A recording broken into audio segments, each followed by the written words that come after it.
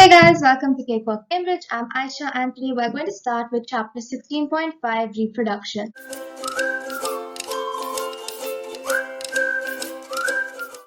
This chapter primarily deals with the controlling birth control basically. So yeah, let's get started and not waste time. This is also pretty short and after this we'll be done with reproduction. Yay. Okay. So, birth control, you have different methods of controlling your birth, of controlling conception basically. So, one is the natural method. There are a few pointers under natural method that you need to know. So, basically, under every type of method, there are different ways you can do it, but you have to know every point by heart. So one is the rhythmic method or the cyclical method or the calendar method. That is dependent on calendar dates. So how does it work? Basically, the female tracks the dates of her menstrual cycle on a calendar and writes down which day she got her period. Okay, and based on that, the couple knows when it is safe to have sexual intercourse. So they can avoid the sperm fusing with an ovule. Two is abstinence. It's the name just is self-explanatory. It is avoiding sexual intercourse altogether. A lot of couples go for abstinence to prevent any small chances of conception. Three is body temperature. So usually during ovulation, the body temperature rises by 1 or 2 degrees Celsius. So by that method, the female will know when she's ovulating and she can plan sexual intercourse in such a way that it doesn't clash with ovulation. And four is cervical mucus, that is basically a discharge from the cervix. And based on that, the female knows when she will menstruate and ovulate. Next is chemical methods. So you have the IUD, which is the intrauterine device. It is inserted in the uterus and prevents implantation. I've never seen papers that ask for ask for IUDs, IUS, and contraceptive implants and injections. But just know it. So I've written it in short for you guys based on my experience in IGCSE. Then again, you can always go through a textbook and go through properly. Two is intrauterine system, which basically is inserted in your uterus and releases progesterone.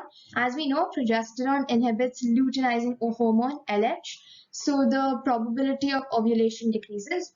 Three is spermicide, which is a gel, foam, or cream that is placed in the vagina that basically immobilizes sperm. Now, what is the meaning of immobilize? Restricting movement. It doesn't allow the sperm to move. Four is a contraceptive pill, which you've probably seen in movies and everything. So they contain estrogen and progesterone. As you know, estrogen inhibits FSH, which is follicle stimulating hormone. So it prevents the maturation of follicles.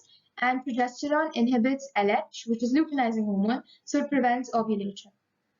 Five is a contraceptive implant, which is basically inserted under the skin and releases progesterone, which then in return when as a result of that, it inhibits LH, and you know the whole procedure. And a contraceptive injection again contains progesterone and thickens the mucus in the cervix. So basically prevents the sperm from entering the uterus and the oviduct and fertilizing with the egg cell. That is chemical methods. Then barrier methods, you need to know all three, no option, and you need to know where they are placed. That's why I've given their location in each. So one is a condom, which you've probably heard about. It is placed on an erect penis and reduces the risk of an STI, which is a sexually transmitted infection. Go to 16.4 to look at STIs. Two is a diaphragm, which is placed in the vagina and it covers the cervix. But remember, it is placed in the vagina and so is the femidome. So very often in papers, you're asked to draw an arrow and label where the diaphragm or femidome is placed. It is always placed in the vagina.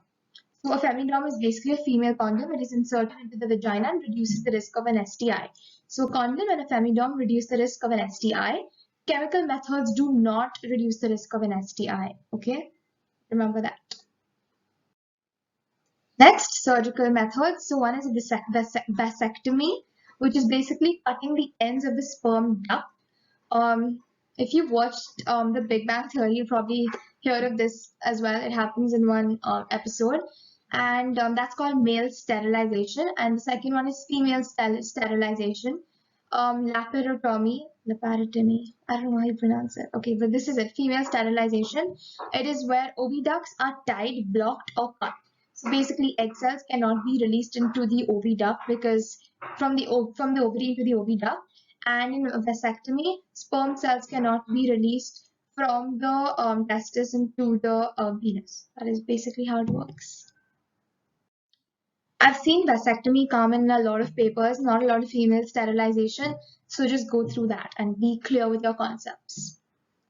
Now this is all taken from past papers. This is a past paper mark scheme answer. So improving fertility, how does one improve fertility? You use fertility drugs which basically release FSH and LH. Okay. So let's look at this. Let's look at the process. So how drugs increase the chances of pregnancy. One is they stimulate FSH, which is follicle stimulating hormone. So what is the purpose of FSH? It stimulates the maturation or development of egg cells. So more egg cells are released as well. And who releases these egg cells? LH helps to stimulate the release of egg cells. So it stimulates FSH to develop eggs. It stimulates the production of LH to release eggs. So more egg cells are released, more egg cells are developed. So that is why there is a greater chance of pregnancy. Now the social implications of using fertility drugs. One is that stress is associated with difficulty in having kids. Two is there are problems with multiple births or unused embryos. We will look into that in later slides. Three is the cost. It's pretty expensive. Four is elderly parents. Yeah, that is not a very like strong point, but yeah, you can remember that because it's from a mark scale. And five, religious implications. A lot of religions may not like this way of like having birth or conceiving because it's not natural. That is, you're taking in drugs to increase the fertility. But according to me, I think it's fine if you want to have a kid, then these are something you probably have to do. So yeah. Artificial insemination, that is basically so artificial, as you can see, is fake. Insemination is injecting semen. Okay, so it's the fake injection of semen. So semen is injected through a tube into the top of the uterus, that is into the female reproductive system. So now why do some people use AI? It's also called AI. So that's basically because some males have sperms that are immobile. You probably heard of this in Friends. I like how I'm getting all these show references, but yeah, Friends. So the sperm may be immobile and may not be able to move towards the egg cells. So artificial insemination is used where either the male's or the husband's semen is used, injected, or you have a sperm donor who injects the semen. So either may be used, okay? And it also helps the female at least to feel that she's still like, having birth the natural, normal way, that is in the uterus. And in vitro fertilization, as you've heard of test tube baby, so that is what in vitro fertilization is. So a woman is given fertility drugs, which causes her ovaries to release several mature ova. Now, which two hormones will be stimulated and produced more by these drugs? FSH and LH. I keep repeating these so they stay in your head. Yeah. So the ova are then collected and sucked up in a fine tube. Okay, the ova are then mixed with the husband's seminal fluid that is also taken out from the male. Then they are watched under a microscope. So it happens in like a glass dish. And one or more dividing zygotes are then inserted into the woman's uterus through the cervix. Okay. And then, of course, the same way the zygote keeps dividing, an embryo is formed, implantation occurs, and then the baby is like conceived.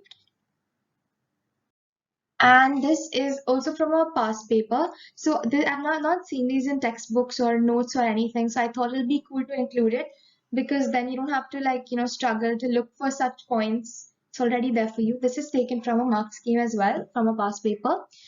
So the similarities between AI and IVF, okay, between AI and IVF. So both use treatment with fertility drugs. Both encourage follicle production. No intercourse, obviously, in both. That's an easy point. In both, you collect sperm and you wash sperm. Fertilization occurs in both. Obviously, for a zygote to form, you have to have an egg cell fusing with a sperm cell. Implantation occurs in both, obviously. The lining of the uterus has to develop in both because implantation occurs in both. And obviously, both are both target an increased chance of birth. And the difference is that there is ovulation in AI, whereas in IVF, the ova is sucked up from a tube. Two is fertilization is inside the body in AI, but in IVF, it is outside a nerve glass stitch and then inserted into the uterus through the cervix. Eggs are removed from the ovary in IVF. Embryos develop outside in IVF. So in IVF, the embryos develop and then they are implanted, right? Like they're put into the uterus. There is always an excess embryo count in IVF, which means there'll be more embryos than what are used, and that also causes a lot of social and ethical implications, which you will see in past papers.